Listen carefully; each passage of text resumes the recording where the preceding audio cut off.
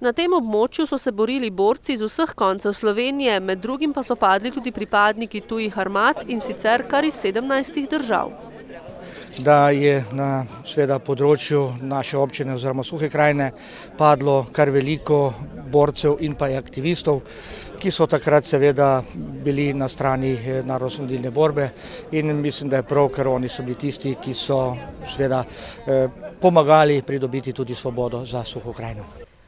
Osrednji govornik na spominski svečanosti je bil predsednik Zveze policijskih veteranskih društev Sever Miha Molan. Svoboda je vrednota, ki se nam danes zdi skoraj da samoumevna, pa ni tako. Za njo je bilo potrebno nepojmljivo veliko odrekanj, žrtvovanja in potrebno se je bilo zanjo boriti in si jo izboriti s krvjo tisočev borcev in aktivistov širom naše domovine.